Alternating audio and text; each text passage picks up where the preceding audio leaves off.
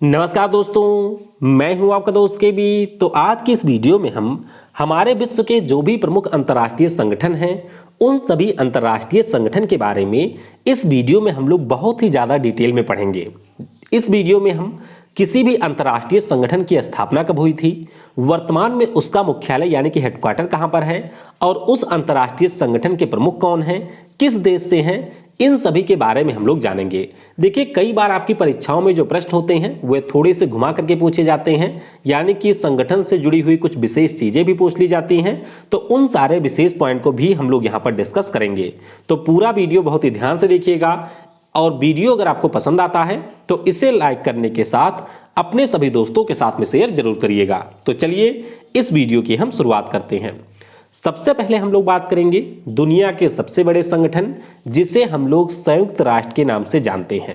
संयुक्त राष्ट्र की अगर हम लोग बात करें तो 24 अक्टूबर 1945 को इसकी स्थापना हुई थी।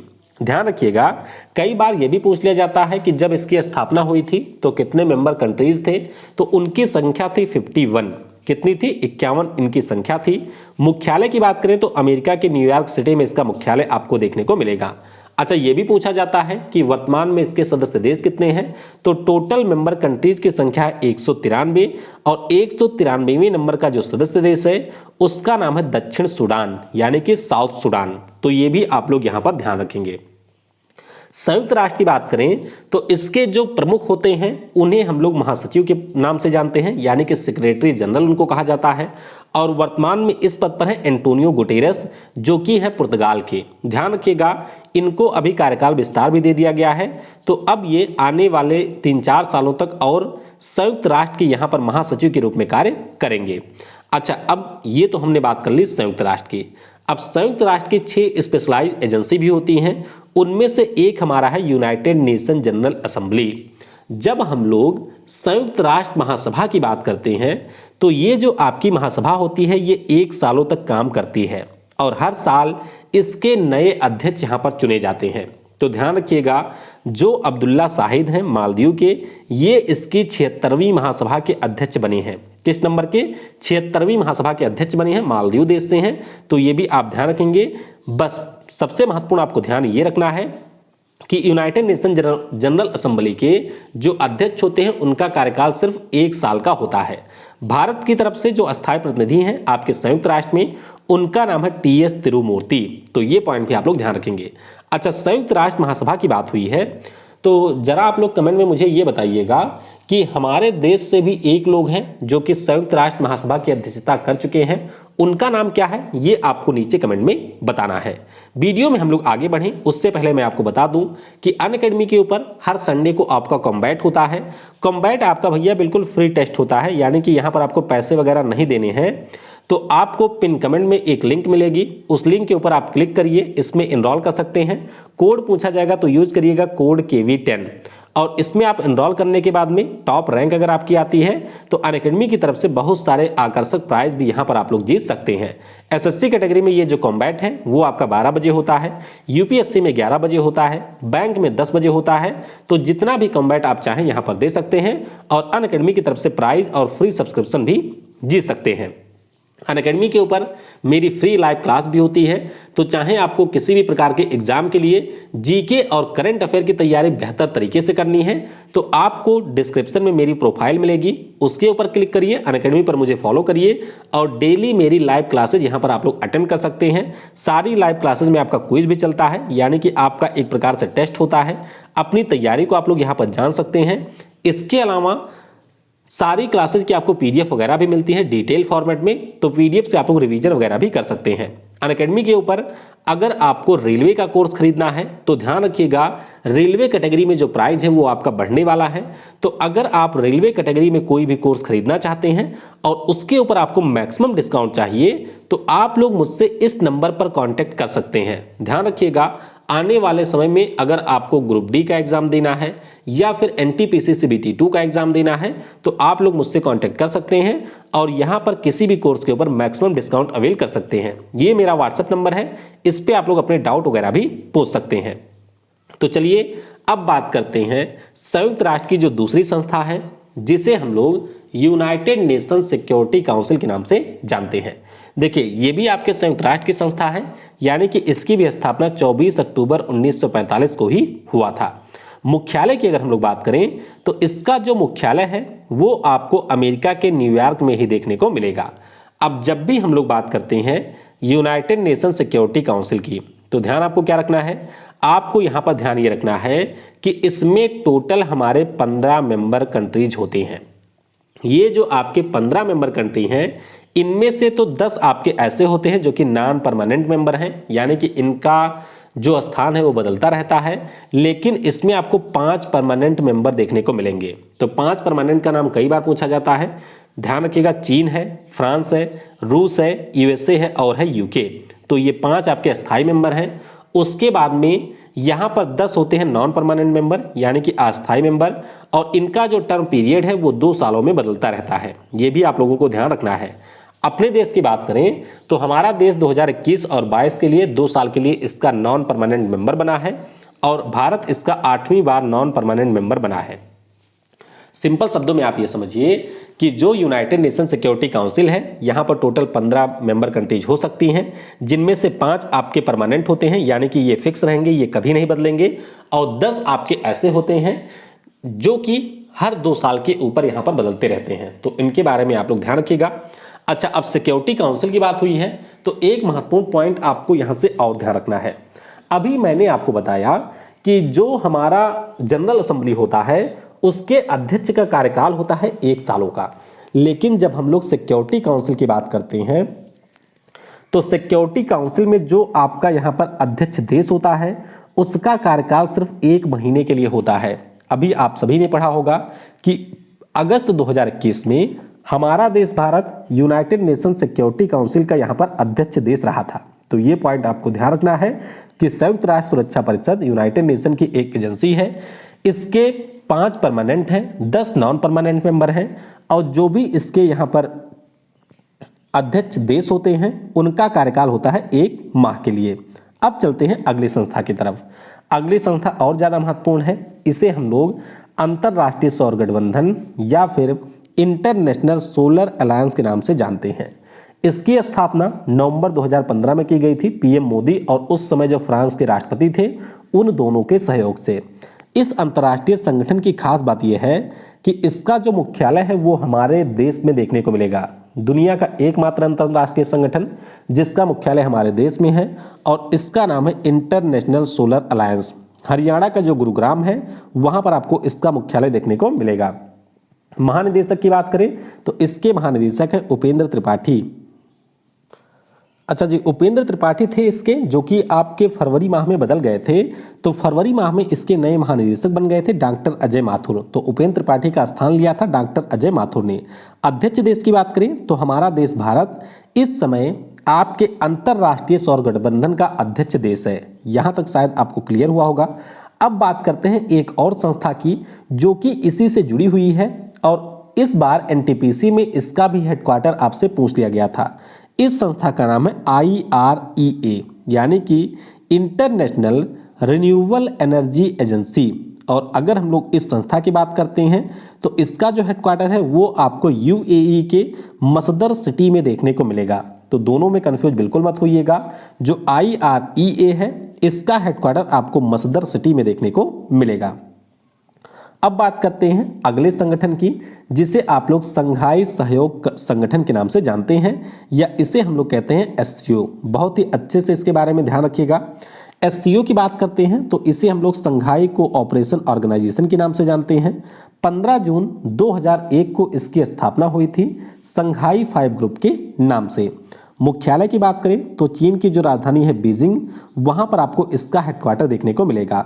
कुल मेंबर कंट्री की अगर हम बात करें तो इसकी संख्या है यहां पर 8। देख सकते हैं चाइना, कजाकिस्तान, किर्गिस्तान, रसिया, ताजिकिस्तान, उज्बेकिस्तान, इंडिया और पाकिस्तान। तो ये आपके 8 देश हैं जो कि वर्तमान में SCO के मेंबर कंट्रीज हैं।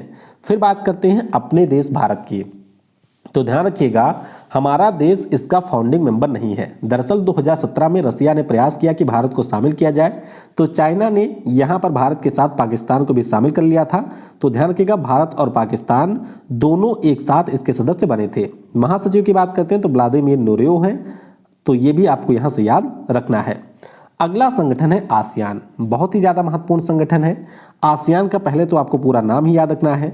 इसका पूरा नाम है association of south east Asian Nations. क्या नाम है? Association of south east Asian Nations. इसकी स्थापना 8 अगस्त 1967 को हुई थी। मुख्यालय इसका आपको मिलेगा इंडोनेशिया की राजधानी जकार्ता में। अगर हम लोग सदस्य देशों की बात करें तो 10 इनके सदस्य देश हैं और इसका जो अध्यक्ष देश है 2021 में, उसका नाम है ब्रुनेई दारुसलेम। तो ये भी आपको ध्यान रखना है। अच्छा, 10 मेंबर कंट्री भी एक बार आप लोग पढ़ लीजिए। देखिए यहाँ पर देख सकते हैं म्यांमार हो गया, ये थाईलैंड है, यहाँ पर कंबोडिया हो गया, मलेशिया है, इंडोनेशिया है, सिंगापुर हो गया, लाओस है, वियतनाम है, फिलीपींस है और है ब्रुनेई दारुसलेम। तो ये जो आपके यहाँ पर 10 देश हैं वो हमारे आसियान कंट्रीज में आते हैं। अगली संस्था है बिम्स्टेक। बिम्स्टेक और भी ज़्यादा महत्वपूर्ण है, तो आइए इसके बारे में भी जान लेते हैं। पहले तो आपको बिम्स्टेक का पूरा नाम ही पता होना चाहिए। देखिए इसका पूरा नाम है bay of Bengal initiative for multi sectoral technical and economic cooperation. ये आपके बिम्स्टेक का पूरा नाम है। स्थापना की बात करें तो 6 जून 1997 को इसकी स्थापना हुई थी। मुख्यालय कहाँ पर है? तो बांग्लादेश की राजधानी आपको ढाका में मिलेगी और ढाका में ही इसका मुख्यालय आपको देखने को मिलेगा। सदस्य देशों की बात करें तो इसके जो सदस्य देश हैं उनकी संख्या है यहाँ पर 7। कौन कौन से हैं देख सकते हैं आप लोग। ये हमारा प्यारा भारत हो गया, उसके ऊपर आप जाएंगे तो छुटकू सा नेपाल, छुटकू सा भूटान और छुटकू सा बांग्लादेश। तो ये आपके हो गए 4। फिर यहाँ पर आएंगे तो श्रीलंका मिलेगा छोटा सा ही, म्यांमार यहाँ पर है और ये आपका हो गया थाईलैंड। तो आसानी से याद रख सकते हैं इंडिया, नेपाल, भूटान, बांग्लादेश, श्रीलंका, उसके बाद में म्यांमार और फिर थाईलैंड। तो ये इसके सदस्य देश हो गए। महासचिव की बात करते हैं तो तेंजिन लेकपैल जो कि भूटान के हैं वो पिछले साल इसके महासचिव बने हैं। अगला देश है सार्क। अब मतलब अगला संगठन है सार्क। सार्क भी बहुत ही ज़्यादा महत्वपूर्ण है। इसे हम लोग south Asian association for regional cooperation के नाम से जानते हैं। अब सार्क यानी कि साउथ एशिया की बात हुई है, समझ सकते हैं साउथ एशिया में कौन कौन से देश आते हैं। तो ऊपर से शुरुआत करिए। देखिए अफगानिस्तान, पाकिस्तान, इंडिया हो गया, काठमांडू, नेपाल हो गया, भूटान, बांग्लादेश, यहाँ पर है श्रीलंका और फिर आपका हो गया मालदीव। तो ये जो देश हैं वो आपके सार्क कंट्रीज में आते हैं। मुख्यालय इसका आपको काठमांडू में मिलेगा। 8 दिसंबर 1985 को इसकी स्थापना हुई थी। महासचिव आपके श्रीलंका के हैं। नाम इनका है इसाला रुवान बीराकून। क्या नाम है? इसाला रुवान बीराकून। तो टोटल 8 हमारे मेंबर कंट्रीज हैं। कौन कौन से? भारत, अफगानिस्तान, पाकिस्तान, नेपाल, बांग्लादेश, श्रीलंका, भूटान और मालदीव। तो ये जो 8 मेंबर हैं वो हमारे सार्क के सदस्य देश हैं। फिर बात करते हैं एक और महत्वपूर्ण संस्था की जिसे हम लोग ब्रिक्स के नाम से जानते हैं। ब्रिक्स की अगर हम लोग बात करते हैं तो सितंबर 1985 में नहीं हुई थी जी। इसकी जो स्थापना है वह सितंबर 2006 में हुई थी। ये प्रिंटिंग मिस्टेक है, 2006 में इसकी स्थापना हुई थी। हेडक्वार्टर की बात करें तो चीन के संघाई में इसका हेडक्वार्टर आपको देखने को मिलेगा। दक्षिण अफ्रीका इसका 2010 में मेंबर बना था। यानी कि जब ये 2006 में स्थापित हुआ था तो इसका नाम था सिर्फ ब्रिक। ब्रिक का मतलब क्या है? ब्रिक का मतलब है ब्राजील, रसिया, इंडिया और चाइना। 2010 में इसमें दक्षिण अफ्रीका भी जुड़ जाता है तो इसका नाम हो जाता है ब्रिक्स। ध्यान रखिएगा कि 2021 के लिए हमारा देश भारत आपके ब्रिक्स समूह का अध्यक्ष देश है। अगले साल यानी कि 2022 में चाइना इसका अध्यक्ष देश होगा। तो ये भी आपको याद रखना है। अगली जो हमारी संस्था है इसका नाम है इंटरनेशनल रेड क्रॉस आंदोलन। काफ़ी ज़्यादा महत्वपूर्ण संस्था है। इसे हम लोग इंटरनेशनल रेड क्रॉस सोसाइटी के नाम से भी जानते हैं। इसकी स्थापना 9 फरवरी 1863 को हुई थी। यानी कि ये आंदोलन आपका शुरू हुआ था 1863 में। मुख्यालय आपको स्विट्जरलैंड के जिनेवा में मिलेगा। अगर इसके प्रमुख की बात करें तो पीटर मॉरर इसके प्रमुख हैं। और अगर हम लोग इस संस्था की बात करें तो ध्यान रखिएगा 1917, 1944 और 1963 में इस संस्था को आपके नोबेल पीस प्राइज से सम्मानित किया जा चुका है। बहुत ही ज़्यादा महत्वपूर्ण है। एनटीपीसी में तो 2-3 बार इससे प्रश्न पूछा गया था। ध्यान रखिएगा इसका नाम है अंतर्राष्ट्रीय रेड क्रॉस आंदोलन। 1917, 44 और 63 में इसको नोबेल शांति पुरस्कार मिला हुआ है। अब बात करते हैं विश्व बैंक समूह की, यानी कि वर्ल्ड बैंक ग्रुप की। काफ़ी ज़्यादा महत्वपूर्ण है, ध्यान रखिएगा। जुलाई 1944 में इसकी स्थापना हुई थी। मुख्यालय आपको वाशिंगटन डीसी में देखने को मिलेगा। अध्यक्ष डेविड मैल्पस हैं, जो कि हैं यूएसए के। एमडी कौन है? तो एमडी अंशुला कांत है, पिछले साल ही इनकी नियुक्ति हुई है। एसबीआई की ये पूर्व मैनेजिंग डायरेक्टर थी और अब ये आपके विश्व बैंक समूह की एमडी हैं।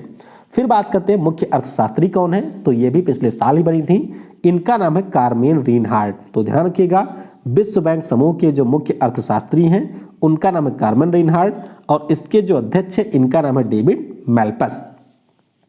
अगली संस्था है यूनिसेफ। यूनिसेफ की अगर हम लोग बात करें तो इसका पूरा नाम है United nation children emergency fund. पहले आई का मतलब इंटरनेशनल हुआ करता था, लेकिन अब इसके फुल फॉर्म में आई है, लेकिन आई का कोई मतलब यहाँ पर नहीं है। तो United Nations children emergency fund इसका पूरा नाम है। स्थापना की बात करें तो 11 दिसंबर 1946 को इसकी स्थापना हुई थी। मुख्यालय आपको अमेरिका के न्यूयॉर्क में देखने को मिलेगा और इसकी जो अध्यक्ष हैं उनका नाम है हेनरिटा एच फोर। ये देख सकते हैं हेनरिटा एच4 हैं, जो कि आपके यूनिसेफ की इस समय प्रमुख है। चलिए बताइएगा कि हेनरिटा एच4 किस देश से हैं, ये आपको नीचे कमेंट में बताना है। अगली जो हमारी संस्था है ये भी काफ़ी महत्वपूर्ण है। इसे हम लोग यूनाइटेड नेशन डेवलपमेंट प्रोग्राम के नाम से जानते हैं। इसकी स्थापना 22 नवंबर 1965 में हुई थी।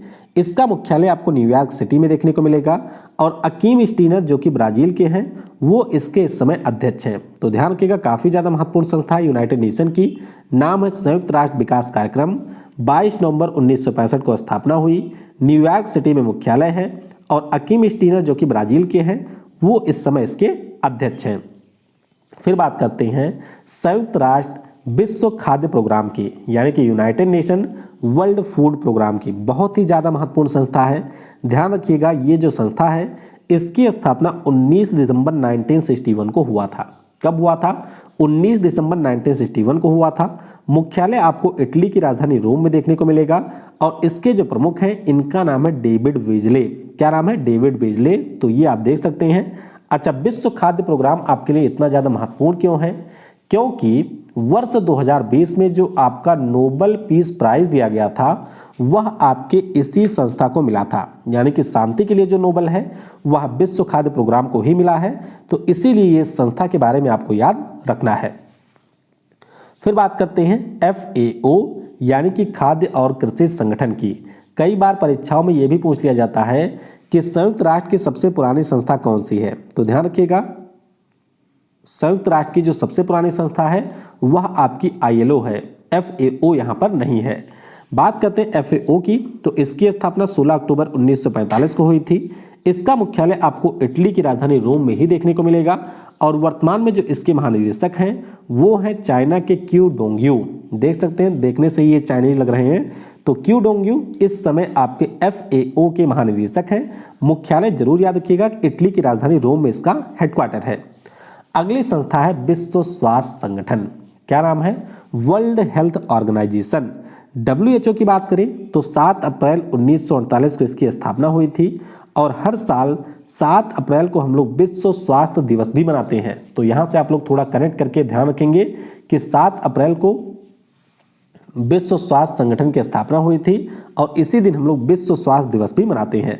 मुख्यालय आपको स्विट्जरलैंड के जिनेवा में मिलेगा और वर्तमान में जो इसके महानिदेशक हैं वो इथियोपिया देश से हैं। नाम उनका है टेड्रस अधनाम। क्या नाम है? Tedros Adhanom. तो ये आपको WHO के बारे में याद रखना है। फिर बात करते हैं अंतर्राष्ट्रीय श्रम संगठन, यानी कि इंटरनेशनल लेबर ऑर्गेनाइजेशन की। ILO की अगर हम बात करें तो ये आपके यूनाइटेड नेशन की सबसे प्राचीन संस्था है। ये कई बार पूछा जाता है परीक्षा में। ध्यान रखिएगा कि ILO से संबंधित जो सबसे प्राचीन आपकी बॉडी है उसका नाम है ILO। 1919 में इसकी स्थापना हुई थी।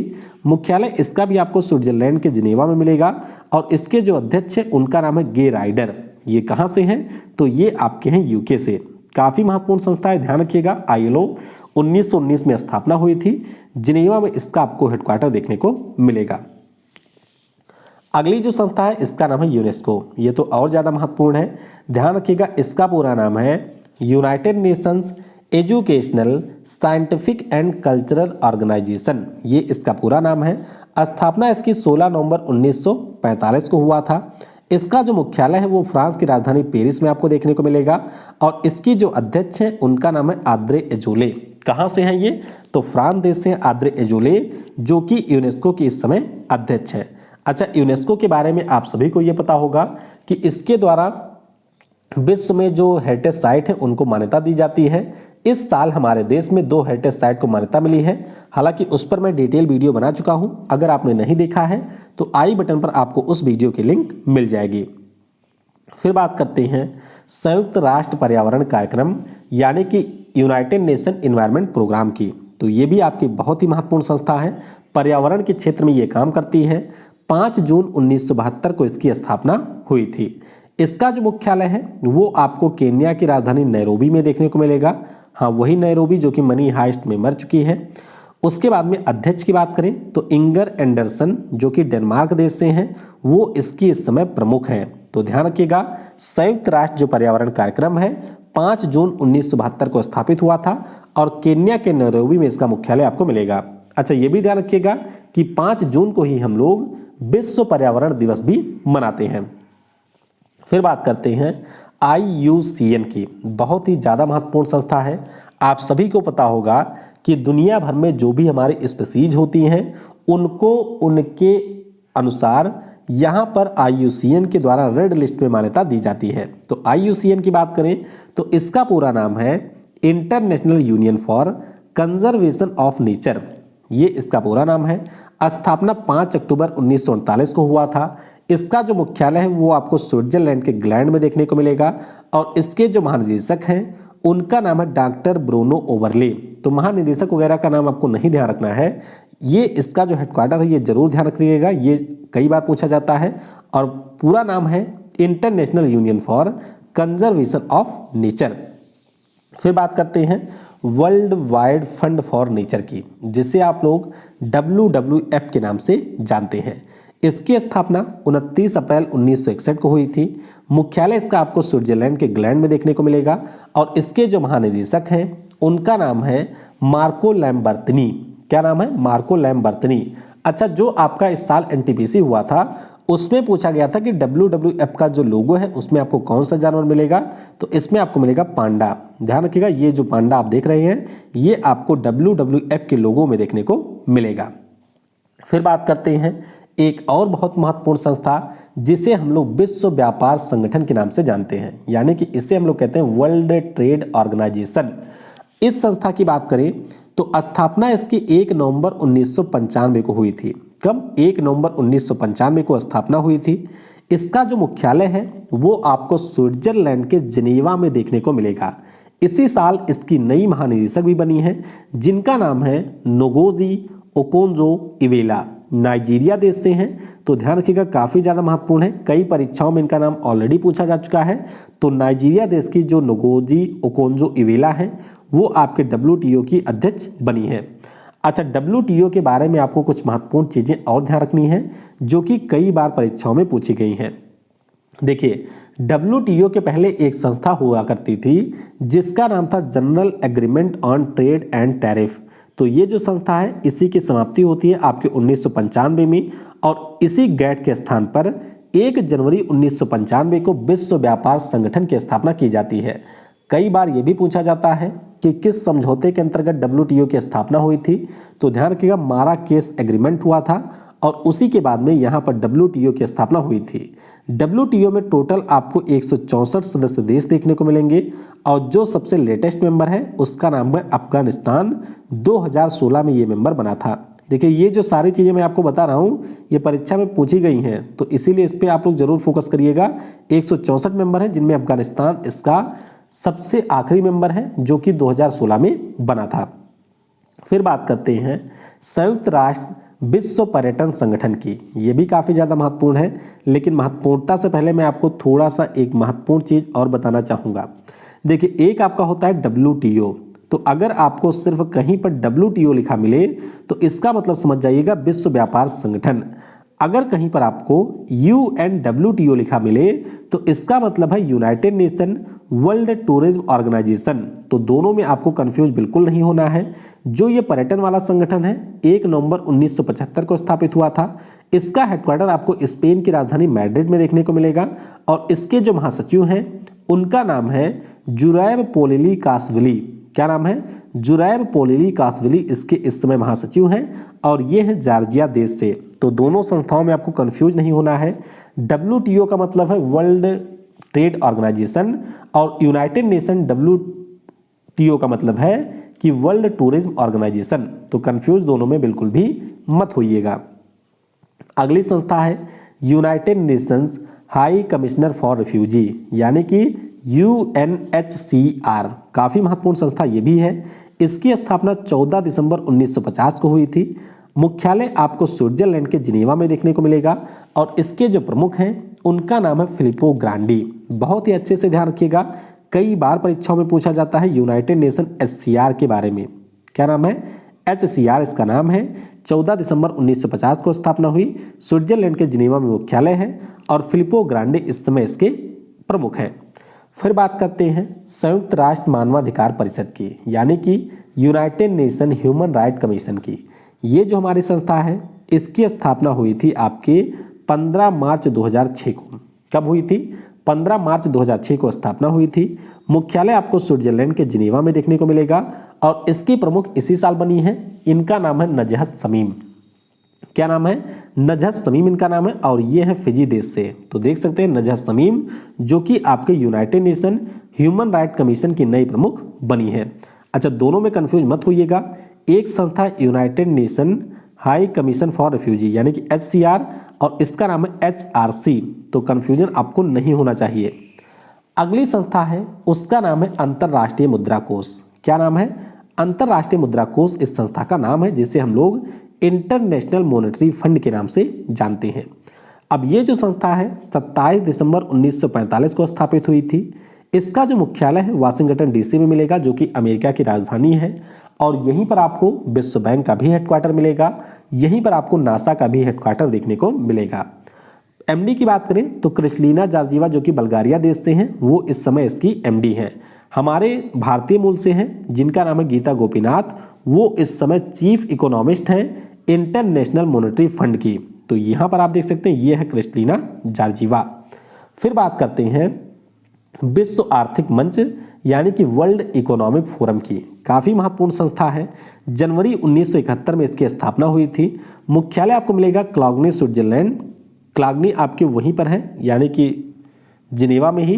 तो जिनेवा मिले या क्लॉगनी मिले दोनों ही आपका सही है और इसके अध्यक्ष हैं क्लाउस श्वाब। तो ध्यान रखेंगे आप लोग विश्व आर्थिक मंच के बारे में। ये देख सकते हैं क्लाउस श्वाब, ये ना केवल इसके वर्तमान में अध्यक्ष हैं बल्कि इस संस्था के संस्थापक भी हैं क्लाउस श्वाब। फिर बात करते हैं ओपेक की। काफ़ी ज़्यादा महत्वपूर्ण संस्था है। ओपेक का मतलब होता है Organization of the Petroleum Exporting Countries. क्या नाम है?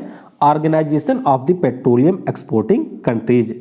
इसकी स्थापना हुई थी सितंबर 1960 में। इसका जो मुख्यालय है वो आपको ऑस्ट्रिया की राजधानी वियना में देखने को मिलेगा। और सेक्रेटरी जनरल की बात करें तो मोहम्मद बरकिंदो इस समय इसके सेक्रेटरी जनरल हैं। सदस्य देशों की संख्या है 13। अच्छा, एक महत्वपूर्ण पॉइंट आप लोग यहाँ से जरूर ध्यान रखिएगा कि 13 मेंबर देश तो इसमें हैं। विशेष तौर पर आपके वही देश शामिल हैं जिनके पास में पेट्रोलियम है और वो उसका करते हैं निर्यात। लेकिन जो इसका हेडक्वार्टर है यानी कि जो ऑस्ट्रिया की राजधानी वियना है, तो ऑस्ट्रिया आपके ओपेक का मेंबर नहीं है। ये भी आपको ध्यान रखना है कि जहां पर इसका हेडक्वार्टर है वो आपके ओपेक का सदस्य देश नहीं है। तो सदस्य देशों की संख्या आप लोग यहाँ पर देख सकते हैं। ये देखिए, तो यहाँ से वेनेजुएला बाहर हो ही चुका है, इक्वाडोर हो गया, अल्जीरिया हो गया, फिर आपका रजिया, कजाकिस्तान, अजरबैजान है। यहाँ से आप देख सकते हैं सारे गल्फ कंट्रीज वाले देश हैं जैसे Iraq, Iran, Kuwait, Bahrain, Qatar, ये सारे यहाँ पर इसके मेंबर कंट्री हैं। तो इनके बारे में आप लोग थोड़ा सा याद रखेंगे। अगला हमारा है एशियाई विकास बैंक, जिसे आप लोग ADB के नाम से जानते हैं या फिर इसे हम लोग एशियन डेवलपमेंट बैंक के नाम से भी जानते हैं। 19 दिसंबर 1966 को स्थापना हुई थी। मुख्यालय आपको फिलीपींस की राजधानी मनीला में मिलेगा। मसात्सुगो ओसाकावा जो कि जापान के हैं वो वर्तमान में इसके अध्यक्ष हैं। उपाध्यक्ष की बात करें तो अशोक लवासा इसके उपाध्यक्ष हैं। अच्छा, अगर आपको याद हो तो पिछले साल इसके एक कार्यकारी निदेशक बनाए गए थे जो कि हमारे देश से ही थे और उनका नाम अभी पूछ लिया गया था CGL में। तो ध्यान रखेंगे समीर खरे पिछले साल इसके कार्यकारी निदेशक बनाए गए थे। फिर बात करते हैं एशियाई अधोसंरचना व निवेश बैंक की, जिसे आप लोग AIIB के नाम से जानते हैं। ध्यान रखिएगा, इसे कहते हैं Asian infrastructure and investment bank. 16 जनवरी 2016 को इसकी स्थापना हुई थी। हेडक्वार्टर आपको चीन की राजधानी बीजिंग में मिलेगा। जिन लिक्विन चीन के ही हैं, इसके अध्यक्ष देश हैं और इसमें टोटल जो मेंबर कंट्रीज हैं उनकी संख्या है 103। ये मैं मेंबर कंट्री आपको इसलिए बता रहा हूं क्योंकि नाम से लग रहा है कि एशियाई अधोसंरचना और निवेश बैंक, यानी कि इसमें एशिया के ही मेंबर कंट्रीज होंगे, लेकिन एशिया के बाहर के भी बहुत सारे देश इसके मेंबर हैं। तो ये देख सकते हैं जिन लिक्विन हैं जो कि AIIB के इस समय प्रमुख हैं। फिर बात करते हैं न्यू डेवलपमेंट बैंक यानी कि NDB की। NDB की बात करें तो 15 जुलाई 2014 को स्थापना हुई थी। मुख्यालय आपको चीन के शहर संघाई में देखने को मिलेगा। पिछले साल इसके अध्यक्ष बने थे मार्कस ट्राइजो, जो कि ब्राजील देश से हैं। ब्रिक्स समूह के देशों के द्वारा इसको स्थापित किया गया था। और ध्यान रखिएगा कि ब्रिक्स के जो हमारे सदस्य देश हैं यानी कि ब्राजील, रसिया, इंडिया, चाइना और दक्षिण अफ्रीका, यही इसके मेंबर कंट्री थे, लेकिन अभी हाल ही में 3 इसके नए मेंबर बन गए हैं। ध्यान रखेंगे आप लोग, बांग्लादेश, UAE और है उरुग्वे। तो ये 3 इसके नए सदस्य देश बने हैं। फिर बात करते हैं WIPO की, यानी कि वर्ल्ड इंटेलेक्चुअल प्रॉपर्टी ऑर्गेनाइजेशन, विश्व बौद्धिक संपदा संगठन की। तो ये भी काफ़ी महत्वपूर्ण संस्था है। इसकी स्थापना 14 जुलाई 1967 में हुई थी। मुख्यालय इसका आपको मिलेगा स्विट्जरलैंड के जिनेवा में और इसके महानिदेशक पिछले साल ही बने थे, जिनका नाम है डारेन तांग। तो ये आपके सिंगापुर देश से हैं, जो कि इस समय WIPO के महानिदेशक हैं। फिर बात करते हैं international court of justice, very important institute या फिर इंटरनेशनल ऑर्गेनाइजेशन। ध्यान रखिएगा कि 26 जून 1945 को इसकी स्थापना हुई थी। मुख्यालय आपको नीदरलैंड के शहर द हेग में मिलेगा। अध्यक्ष का नाम वैसे नहीं पूछा जाता है, फिर भी ध्यान रखिएगा कि जोआन डोनोघुए इस समय इसके अध्यक्ष देश हैं। 2 महत्वपूर्ण चीजें यहां से और पूछी जाती हैं कि जो हमारा इंटरनेशनल कोर्ट ऑफ जस्टिस है, इसमें न्यायाधीशों की संख्या कितनी होती है। तो ध्यान रखिएगा, इसमें आपके टोटल 15 न्यायाधीश होते हैं। कई बार यह भी पूछा जाता है कि जो न्यायाधीश होते हैं उनका कार्यकाल कितना होता है। तो ध्यान रखिएगा 9 साल के लिए यहाँ पर न्यायाधीश चुने जाते हैं। वर्तमान में हमारे देश से भी एक यहाँ पर न्यायाधीश हैं और उनका नाम है दलबीर भंडारी। तो इनके बारे में भी आपको याद रखना है। अगला संगठन है, इसका नाम है नाटो, जिसे आप लोग नॉर्थ अटलांटिक ट्रीटी संगठन के नाम से भी जानते हैं। नाटो की अगर हम लोग बात करते हैं तो 4 अप्रैल 1949 को इसकी स्थापना हुई थी। आप सभी को पता होगा कि जब सेकेंड वर्ल्ड वार समाप्त हुआ था तो उसके बाद में 2 महाशक्तियां सामने आई थी। एक तो था USSR यानी कि सोवियत संघ, एक था अमेरिका, और दोनों में उस समय शीतवार की शुरुआत हो गई थी। तो उसी समय अमेरिका के द्वारा एक यहाँ पर संस्था बनाई गई थी जिसका नाम था नाटो। उद्देश्य यही था कि नाटो के जो भी मेंबर कंट्री होंगे, इनके ऊपर अगर कोई भी आक्रमण वगैरह करता है तो ये सारे देश एक साथ मिल करके उसके ऊपर कर देंगे आक्रमण। तो 4 अप्रैल 1949 को स्थापना हुई थी। मुख्यालय आपको बेल्जियम की ब्रसल्स में मिलेगा। सदस्य देशों की संख्या यहाँ पर 30 है और पिछले साल उत्तर मैसेडोनिया इसका 30वां मेंबर कंट्री भी बना है। महासचिव की बात करें तो जेंस स्टोल्टेनबर्ग, जो कि नॉर्वे के हैं, वो इस समय इसके महासचिव हैं। तो ये आपको ध्यान नहीं रखना है, बस आपको इतनी सारी चीजें यहाँ से याद रखनी है। फिर बात करते हैं इंटरपोल की, बहुत ही ज़्यादा महत्वपूर्ण संगठन है। इंटरपोल की बात करें तो इसका पूरा नाम है इंटरनेशनल क्रिमिनल पुलिस ऑर्गेनाइजेशन। क्या नाम है? International Criminal Police Organization. इसकी स्थापना सितंबर 1923 में हुई थी, यानी कि अगले 2 सालों में ये अपना 100वां जन्मदिन मनाएगा। मुख्यालय आपको फ्रांस के लियोन शहर में देखने को मिलेगा। और अगर हम लोग इसके अध्यक्ष की बात करें तो किम जोंग यांग। क्या नाम है भैया? किम जोंग उन आपके हैं तानाशाह नॉर्थ कोरिया के। इनका नाम है किम जोंग यान, जो कि दक्षिण कोरिया के हैं और वो इस समय इसके अध्यक्ष हैं। फिर बात करते हैं ग्रुप ऑफ 7, बहुत ही महत्वपूर्ण संस्था है। ग्रुप ऑफ 7 की बात करते हैं तो इसकी स्थापना हुई थी 25 मार्च 1973 को G5 के रूप में। देख सकते हैं ये जो 5 देश थे, जैसे USA हो गया, UK हो गया, फ्रांस हो गया, जर्मनी हो गया और जापान, तो इन 5 देशों ने मिलकर के 1973 में इसकी कर दी थी स्थापना। उसके बाद में 1975 में जब इसका पहला सम्मेलन हो रहा था फ्रांस में, तो उस समय इटली को शामिल किया गया, तो G5 से ये बन गया था G6। ध्यान दीजिएगा थोड़ा सा, तब ये बन गया था आपका G6। फिर क्या होता है कि 1976 में इसमें कनाडा शामिल होता है, तो फिर ये बन जाता है G7। उसके बाद में 1998 में इसमें रसिया शामिल होता है, तो फिर ये बन जाता है G8। लेकिन 2014 में रसिया ने क्रीमिया के ऊपर अधिकार कर लिया था।